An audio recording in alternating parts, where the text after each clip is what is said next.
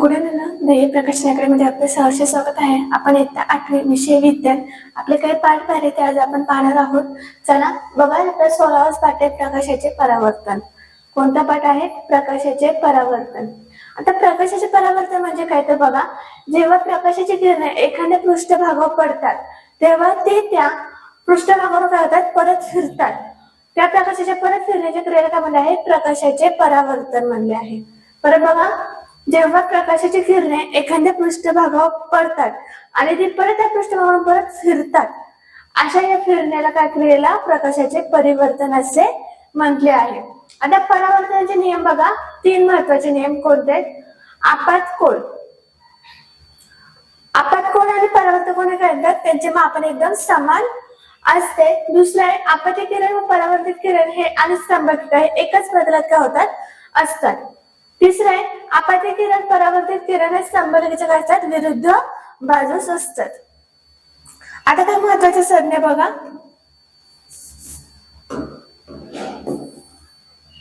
आपत्य किरण, परावर्तित किरण, स्तंभिका, आपत्य कोण आणि परावर्तन कोण. आपत्य किरण पृष्ठभागाकडे येणारा हा किरण आहे. परावर्तित किरण हा पृष्ठभागावरून परत फिरणारा किरण आहे. आणि स्तंभिका आपण बिंदू पृष्ठभाग काढलेला असा लंब आहे. आणि आपत्य कोण हा आपत्य किरण आणि स्तंभिकांमधील काय आहे? तो कोण आहे. आणि परावर्तन कोण आहे? परावर्तित किरण स्तंभिकांमधील ते कोण आहे. असे हे महत्वाचे आपले 5 संज्ञा आहेत, 4 आहेत. आता परावर्तनाचे प्रकार बघा कोणते? नियमित परावर्तन आणि अनियमित परावर्तन. आता नियमित परावर्तन बघा काय, समान आणि चकचकीत पृष्ठभागावरून होणारे परावर्तन. यात परावर्तित किरण काय असतात? ते एकमेकांना काय असतात? समांतर असतात. अनियमित परावर्तन काय असतात? खडबडीत पृष्ठभागावरून होणारे परावर्तन. यात परावर्तित किरण काय असतात? विखुरलेले असतात. 5वा मुद्दा बघा आपला, परावर्तित प्रकाशाचे परावर्तन. एका आरशातून परावर्तित झालेला प्रकाश दुसऱ्या आरशात पाडण्याचे परावर्तन होते आपल्याला डबल करता येत असते. आता कॅलिडोस्कोप यामध्ये 3 आरसे आपण नक्षीदार नमुने आपण तयार करत असतो. आता पेरिस्कोप मध्ये यांचा वापर करून पाणबुडीचे समुद्रावरील काही वस्तू पाहण्यासाठी किंवा बंकर मध्ये लपून बाहेर पाहण्यासाठी केला जातो. यामध्ये आरसे एकमेकांना असतात 45 अंश कोनामध्ये बसवलेले असतात, ते पण पेरिस्कोप मध्ये. आता प्रतिमेचे स्वरूप बघा, सपाट आरशात मिळणारी प्रतिमा ही आभासी असते. कसे? सपाट आरशात मिळणारी प्रतिमा कशी असते? आभास असते. प्रतिमेचा आकार वस्तूच्या आकार एवढाच असतो. तर वस्तू एवढी असते त्याचा पण आकार केवढा असणार? एवढाच असणार. पुढे बघा,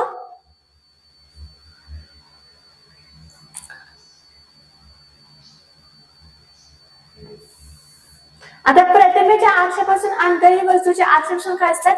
अंतर इतकेच असतात. नंतर प्रतिमेची बाजूची अदलाबदल होते, म्हणजे डावीकडून ते उजवीकडे आपल्याला हे दिसत असते. म्हणजे इथे डावीकडून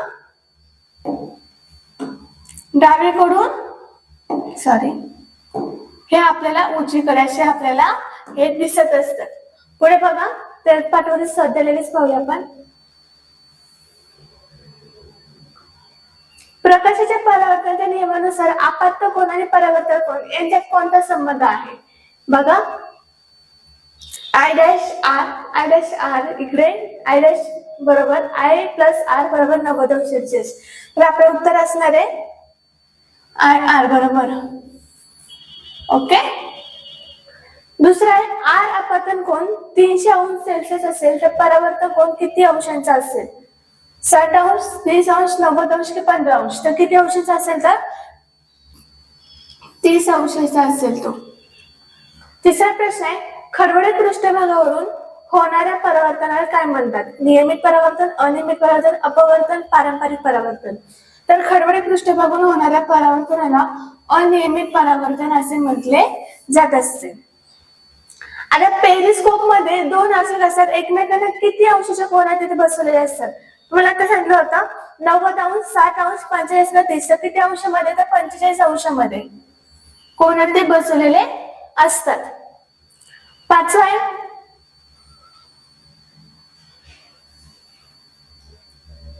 सपाट आरशासमोर उभे राहिल्यास तयार होणारी प्रतिमा आपल्याला कशी दिसते? वास्तव, उलटी, आभासी का वस्तूपेक्षा कमी. आताच बघा, मी आरशा समोर उभा राहिला, त्याच्या पुढची प्रतिमा आपल्याला कशी दिसणार? आभासी. आपण आहे असं दिसणार, कशी दिसणार ती? आभासी. म्हणजे आपण आहे असं आभासी मध्ये तिथे आपल्याला दिसणार. उत्तर आपलं आभासी. तिसरे, कॅलेडोस्कोप मध्ये साधारणपणे किती आरसे आपण वापरले जातात? 2, 3, 4 की 5? तर कॅलेडोस्कोप मध्ये एकूण 4 आरसे वापरले, 4 ने 3 आरसे वापरले जातात.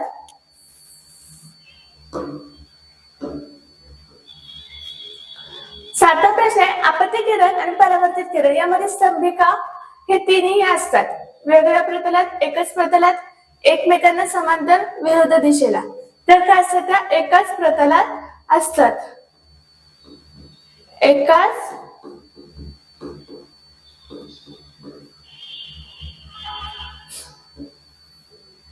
आता प्रश्न आहे, एकच आरशात प्रतिमेची कोणती बाजू बदललेली असते? वरची बाजू खाली की खालची बाजू वर, का डावी बाजू उजवीकडे, का काही बदल नाही?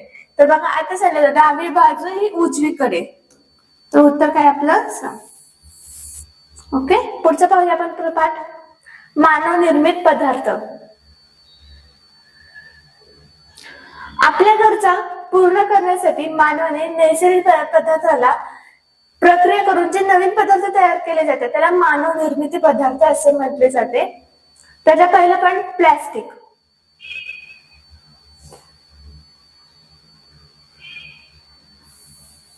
तर प्लास्टिक एक असा मानव निर्मित पदार्थ आहे जो अकार्यता आणि गुणधर्माचा कोणताही आकारता आढळता येत नाही. येतो प्रकार थर्मोप्लास्टिक, थर्मोसेटिंग प्लास्टिक.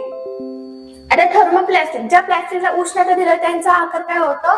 बदलतो. जसं की उदाहरण बाटल्या, खेळणी, पाईप्स किंवा पीएससी किंवा पॉलिथिन. इकडे किती आहे थर्मोप्लास्टिक काय होतं? उष्णता दिली की त्यांचा आकार बदल असतो, तिथे चेंज होत जातो. दुसरं थर्मोसेटिंग प्लास्टिक, ज्याला एखादा आकार दिल्यावर तो पूर्ण उष्णतेने त्याला आकारही बदलता येत नाही. म्हणजे उदाहरण इलेक्ट्रॉनिक स्विचेस, कुकरचे हँडल, बेकेलाइट आणि मेलेलाइट हे मध्ये करतात बदल होत नाही. दुसरे प्लास्टिक आणि पर्यावरण. विघटन पदार्थ, अविघटनशील पदार्थ आणि परिणाम त्याचे काय असतात? आता विघटनशील पदार्थ निसर्ग त्याचे विघटन केले, जसं की म्हणजे भाजीपाला यामध्ये काय होतात? विघटन केले जातात. आता अविघटनशील पदार्थ ज्याचे नैसर्गिकरित्या काय होतात? विघटन केले जात नाही. उदाहरण की प्लास्टिक, ह्याच्यामध्ये काय होतात? त्याचे बदल केले जात नाही, त्यामुळे ते अविघटनशील पदार्थ आहे. त्याचे परिणाम बघा. प्लास्टिकमुळे मातीचे प्रदूषण होते, जनावरांच्या पोटात त्यांचा काय होतं? मृत्यू होतो. आता प्लास्टिक आपण असं कुठेही टाकतो, जे बघा होतं प्रदूषण करत होते, ते काय करतात? जनावर खाऊन घेतात आणि त्याचे बघा होतं जनावरांचा तिथे मृत्यू होत असतो. आणि त्या जाळ्यास विषारी वायूचा काय तिथे हवेत मिसळतात. पुढचं आहे काच. आता काच आणि सिलिका म्हणजे सोडियम कार्बोनेट आणि कॅल्शियम कार्बोनेट या मिश्रणातून काय तिथे तयार केलेली जात असते. त्याचे वैशिष्ट्य काय? काच ठिसूळ असते पण ती विजेची दुर्वाहक आहे. काय ती विजेची दुर्वाहक आहे आणि ती काय असते? पारदर्शक तिथे असते. प्रकार सिलिका काच, बोरोसिलिकेट काच औषधाचे म्हणजे बाटल्यांसाठी आणि अल्कली सिलिकेट काच हे शिशाची काच. हे असे काचेचे काय प्रकार आहेत. चौथा पॉइंट आहे रबर. नैसर्गिक रबर व्हल्कनायझेशन गंधक. बघा आता नैसर्गिक रबर झाडाच्या जे चिकापासून असतात लेटेस्ट ते मिळतात ते म्हणजे एकदम असतात मऊ असतात रबर म्हणजे ते नैसर्गिक रबर. व्हल्कनायझेशन मध्ये नैसर्गिक रबर कसं कडक आणि टिकाऊ करण्यासाठी त्यात गंधक मिसळून ते गरम तयार करतात. त्यापासून या प्रक्रियेला व्हल्कनायझेशन असे म्हटले जाते. उदाहरण टायर आणि इरेजर. आता तुम्ही इरेजरचा यूज करता त्यामध्ये काय झालं बघा, त्यालाच काय म्हटलं आहे? व्हल्कनायझेशन असं म्हटलं आहे. ते नैसर्गिक रबर काय करतात? टिकाऊ करण्यासाठी म्हणजे झाडाच्या चिकापासून बनवतात, तर ते टिकाऊ राहण्यासाठी आणि एकदम कडक राहण्यासाठी काय केले जातात? त्यामध्ये गंधक मिसळतात आणि ते गरम केले जाते. त्यामुळे त्याला काय म्हटलं आहे? व्हल्कनायझेशन असं म्हटलं गेलेलं आहे. आता पर्यावरणाच्या रक्षणासाठी चार आर कोणते ते बघा. रेड्यूस, रेझो, रिसायकल आणि रिकव्हर. म्हणजे कमी वापर करणे, पुनर्वापर करणे, पुनर्चक्रीकरण आणि पुनर्प्राप्ती करणे हे 4 आहे. लक्षात ठेवायचे. काय महत्वाचे मुद्दे पाहणार आपण दोन बघा. बेकेलाइट आणि टेफ्लॉन. बेकेलाइट हे रेडिओ काय टेलिव्हिजनचे कॅबिनेट आणि स्विचेस बनवण्यासाठी घालतात, तिथे वापरले गेले जातात. आता टेलिफोन याचा वापर काय होतात, नॉनस्टिक स्वयंपाकाच्या भांड्यात कोटिंग करण्यासाठी तिथे वापर टेलिफोनचा केला जात असतो. पाठांतर सध्या आपण पाहणार आहोत. आता ज्या प्लास्टिकला उष्णता दिल्यावर त्यांचा आकार बदलता येतो त्यास काय म्हटलं आहे, तुम्हाला आता सांगितलं काय म्हटलं गेलं आहे, थर्मासेटिक प्लास्टिक, थर्माप्लास्टिक, फायबर की बेकेल आहे, ते काय म्हटलं आहे, थर्माप्लास्टिक असं त्यांना म्हणलं गेलेलं आहे. दुसरा प्रश्न आहे, रबराचे व्हॉल्कनायझेशन करण्यासाठी त्यात कोणता पदार्थ मिसळला जातो. आता सांगितलं होतं बघा, लोह, गंधक, फॉस्फरस का कार्बन, तर काय मिसळलं जातं, गंधक. काय मिसळतं, गंधक. तिसरा आहे, इलेक्ट्रिकल स्विचेस आणि कुकरचे हँडल बनवण्यासाठी कोणत्या प्लास्टिकचा वापर केला जातो, पॉलिथिन, पीव्हीसी, बेकेलाइट का पेट बॅकेलाइटचा वापर तिथे केलेला जातो. चौथा प्रश्न आहे, काच तयार करण्यासाठी कोणत्या प्रामुख्याने घटकाचा वापर केला जातो, लोखंड, सिलिका, चुनखडी का ग्राफाइट, तर कुठला, तर सिलिका.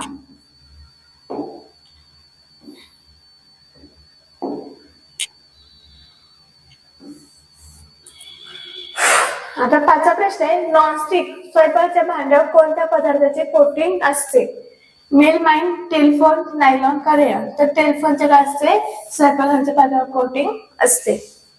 सहावा प्रश्न आहे, खालीलपैकी कोणता पदार्थ अविघटनशील आहे, फळांच्या साली, कापडी पिशवी, प्लास्टिकची बाटली का सुका कचरा, तर काय, प्लास्टिकची बाटली हा विघटनशील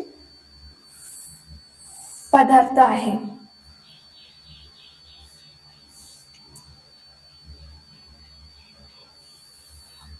सातवा आहे, औषधाच्या बाटल्या तयार करण्यासाठी कोणत्या प्रकारच्या काचेचा वापर केलेला जातो, तर बघा, साधी काच, शिशाची काच, बोरोसिलिकेट काच का अल्कलीसिलिकेट काच, तर कुठला, तर बोरोसिलिकेट काच. जे काचेच्या बाटल्या बनतात त्याला कोणती काच वापरली जाते, बोरोसिलिकेट ही काचेचा वापर तिथे केलेला जात असतो. पुढे, पर्यावरण रक्षणासाठी दिलेल्या 4 आर नियमामध्ये खालीलपैकी कशाचा समावेश होत नाही, रेड्यूस, रिड्यूस, रिसायकल का रिशेप, तर काय, रिएक्शन. आणि योग्य कोणते आहेत, रेड्यूस, रिड्यूस आणि रिसायकल आणि रिकव्हर, हे आपले 4 आर आलेले आहेत पर्यावरण रक्षणासाठी. आता पुढचा धडा आहे आपला परिसंस्था.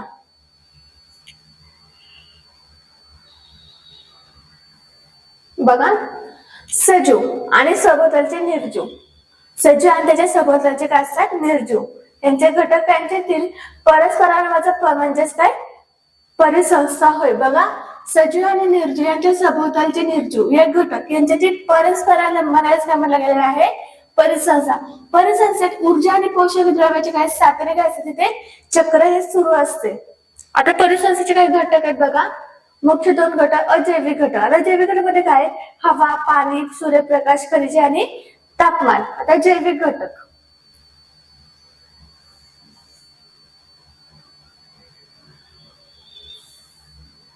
वनस्पती उत्पादक, प्राणी भक्ष आणि सूक्ष्मजीव आणि विघटन. आता जैविक घटकाचे वर्गीकरण काय बघा, उत्पादक, स्वतःचे अन्न स्वतः तयार करणार आहे, म्हणजेच काय, हिरव्या वनस्पती. उदाहरण बघा, गवत आणि झाडे, हे काय करतात, स्वतःचे अन्न स्वतःच काय करत असतात, तिथे तयार करत असतात. दुसरे भक्षक, अन्नासाठी काय असतं, ते इतरांवर अवलंबून असतात, जसे की सजीव, मानव काय असतो, इतरांसाठी तो अवलंबून असतात. भक्षक, प्राथमिक भक्षक कोण आहे, शाकाहारी प्राणी, जसे की उदाहरण गाय आणि हरिण. द्वितीय भक्षक, मांसाहारी प्राणी, बेडूक आणि पक्षी. सर्वांचे भक्षक, वाघ आणि सिंह. बघा, दुसरा पॉइंट आपला विघटन, मृत वनस्पती आणि प्राण्याच्या अवशेषाचे विघटन करून पोषक द्रव्ये पुन्हा काय होतात, मातीत मिसळले जातात. उदाहरण बघा, बुरशी आणि सजीव, जीवाणू यांचे काय होतात, मृत वनस्पती मध्ये प्राण्याच्या अवशेषाचे विघटन असते, त्याचे काय होतं, पोषक द्रव्यामध्ये पुन्हा ते मातीत मिसळले जातात त्यांचे सूक्ष्मजीव. आता परिसंस्थेचे काही प्रकार बघा, भूपरिसंस्था आणि जलीय परिसंस्था. आता भूपरिसंस्था म्हणजे जमिनीवर असणाऱ्या परिसंस्था, उदाहरण गवताळ प्रदेश, जंगल, वाळवंट आणि बर्फाळ प्रदेश. जलीय परिसंस्थामध्ये पाण्यात असणाऱ्या संस्था ते कोणत्या, नदी, तलाव आणि समुद्र. आता पाचवा मुद्दा आपला मानवी हस्तक्षेप आणि त्यांचे परिणाम बघा. मानवाच्या विविध कृतीमुळे परिसंस्था काय होतात, संतुलन बिघडत असते, जसे की शहरीकरण आणि औद्योगिकरण. यामुळे काय होत, नैसर्गिक आदिवासी काय असतात, नष्ट होत आहेत. तसेच धरणे पाण्यामध्ये जमिनीवर मोठा भाग पाण्याखाली गेल्यामुळे तेथील परिसंस्थेमध्ये नष्ट होत जाते. तर प्रदूषण, रासायनिक खते व कीटकनाशकाच्या वापरामुळे जल आणि मृदा या परिसंस्थेला धोका आलेला आपल्याला दिसून येत असतो. आता ऊर्जेचे प्रवाह, एनर्जी फ्लो म्हणजे परिसंस्थेत बघा मुख्य स्रोत हा आपला सूर्य आहे. या वनस्पती सौर रूपांतर रासायनिक ऊर्जा करतात ते केलेले जातात. ही ऊर्जा एक पोषण पातळीवरून दुसऱ्या पातळीकडे प्रवाहित करते, परंतु ते परत सूर्याकडे जात नाही. अशाच म्हणून ऊर्जेचा प्रवाह काय असतो, हा एकत्रित असतो आपला. पत्राचं सध्या आपण पाहूया लगेच.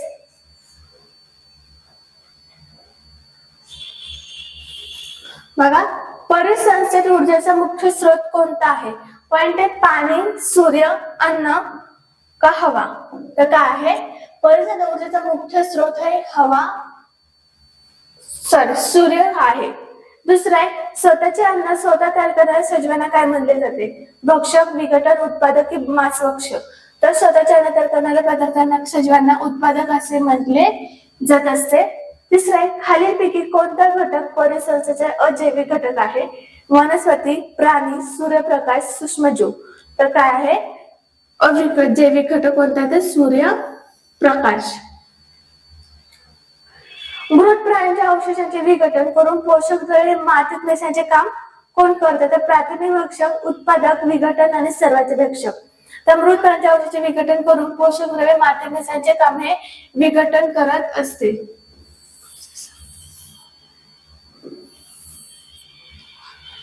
पाचवे हरिण, गाय आणि हत्ती हे कोणत्या प्रकारचे भक्षक आहेत?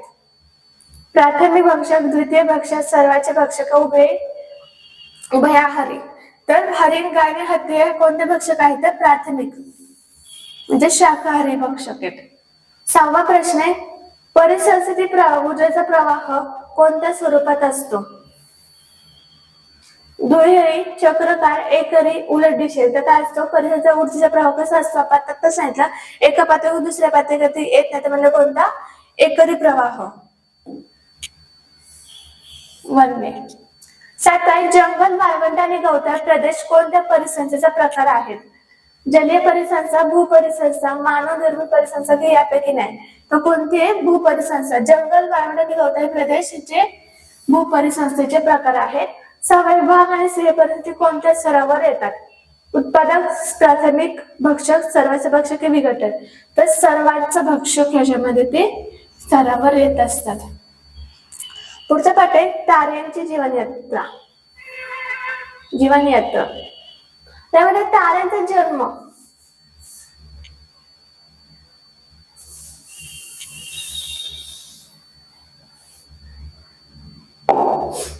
चला या पाठामध्ये ताऱ्याचा जन्म आणि त्यांचे प्रकार शेवट कसा होतो हे याबद्दलची शास्त्रीय माहिती त्यांनी आपल्या पाठामध्ये दिलेली आहे.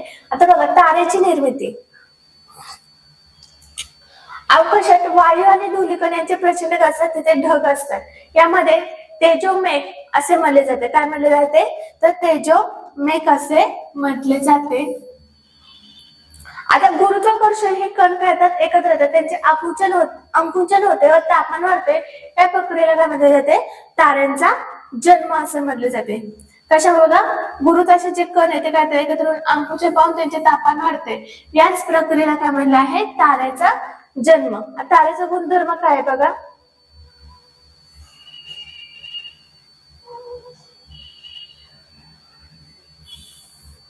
तारे प्रामुख्याने काय आहे? हायड्रोजन आणि हेलियम हे वायूनिक असतात, तिथे बनलेले असतात. आणि ताऱ्याच्या केंद्रापासून अणुसंमेलन आणि प्रक्रिया होऊन प्रचंड तिथे ऊर्जा तिथे निर्माण केली जात असते. म्हणजेच हायड्रोजनचे रूपांतर काय होते? हेलियम मध्ये होत असते. ताऱ्याचे प्रकार कोणते बघा? तांबडा राक्षस तारा. जेव्हा तारा ते हायड्रोजन हे संपत येतो तेव्हा त्यांचे काय आकार प्रचंड वाढते आणि त्यांचा लाल काय तो लाल एकदम असं दिसून लागला असतो. आपल्या शेवट बट्टू बघा, श्वेत बट्टू आपल्या सूर्यासारख्या कमी वस्तुमानच्या ताऱ्याचा शेवट त्या स्वरूपात होतं, तिथे बदल होतो. चौथे ताऱ्यांची क्रांती आणि शेवट. ताऱ्यांवर शेवट मूळ वस्तुमानावर तिथं अवलंबून असतो. आणि सूर्यासारखे कमी वस्तुमान असले कोणते? तेजोमेघ, सूर्य, तांबडा राक्षस आणि श्वेत बट्टू. हे काय सूर्यापेक्षा खूप जास्त वस्तुमान असलेले तारे कोणते बघा? हे तारे महाविस्फोट म्हणजे काय तर तिथे पावत असतात आणि त्यानंतर त्याचे रूपांतर न्यूट्रॉन तारा किंवा कृष्णविवर यामध्ये होत असते. पुढे त्याने महत्वाच्या संज्ञा बघा, चंद्रशेखर मर्यादा. सूर्याच्या वस्तुमानापेक्षा 1.4 पट जास्त वस्तुमान असलेल्या ताऱ्याची उत्क्रांती भागात भारतीय शास्त्रज्ञ सुब्रमण्यम चंद्रशेखर यांनी मर्यादित काय तिथे मानली गेलेली आहे. श्री कृष्णविवर यांनी ज्या ताऱ्याच्या गुरुत्वाकर्षण इतके प्रचंड असते की त्याचे प्रकाश काय येतात तिथून बाहेर पडू शकत नाही. त्या स्थितीला काय म्हणले गेले आहे, कृष्णवीर असे म्हटले गेलेले आहे. आता प्रकाश वर्ष अंतरात दोन अंतर मोजण्यासाठी काय तिथे वापरले जाते प्रकाश वर्ष. त्यांचे एकक हे असतात एका वर्षात कापलेले अंतर. आता काही महत्वाच्या गोष्टी लक्षात घ्यायच्या त्या दोन भाग कोणत्या. आपला सूर्य हा एक मध्यम आकारचा काय आहे तारा आहे. आयुष्यात साधारण 10 अब्ज वर्ष हे काय त्यातील म्हणजे त्यातील 5 अब्ज वर्ष तिथे संपलेली आहेत. तारे स्थिर असून त्याचे कदाच सतत काय असतात तिथे बदल होत असतात. लेट्स पात्र सध्या आपण पाहूया.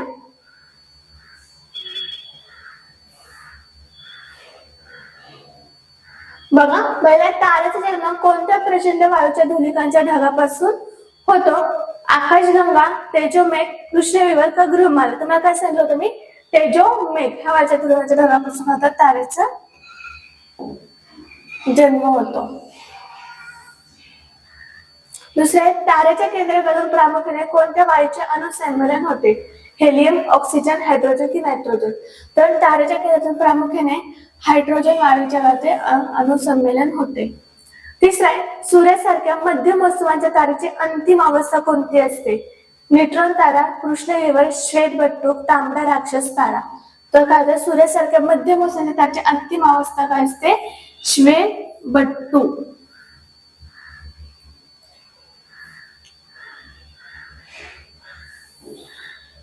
चौथा आहे, ताऱ्याच्या शेवटच्या अवस्थेबाबत चंद्रशेखर मर्यादा या कोणत्या भारतीय शास्त्रज्ञाने मांडली.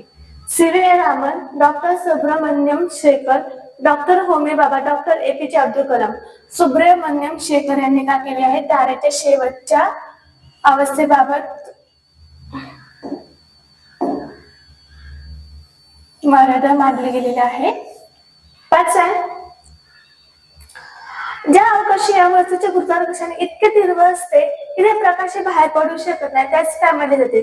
सूर्य, कृष्णविवर, धूमकेतू, ग्रह. तर काय मानले जाते तुम्हाला मागे सांगितलं, कृष्णवीर असे म्हटले जाते. म्हणजेच ब्लॅक होल त्या काय होतात अवकाशीय वस्तूचे गुरुत्वाकर्षण इतके तीव्र असते की प्रकाश बाहेर तिथे पडू शकत नाही त्याला कृष्णवीर असे म्हटले आहे. सहावा प्रश्न आहे, ताऱ्यातील हायड्रोजन संपला तो आकारमानाचा मोठा होतो तेव्हा त्याला काय म्हटले जाते. महाविस्फोट, तांबडा राक्षस तारा, छोटा तारा की ग्रह. तर काय म्हटले जाते, तांबडा राक्षस तारा.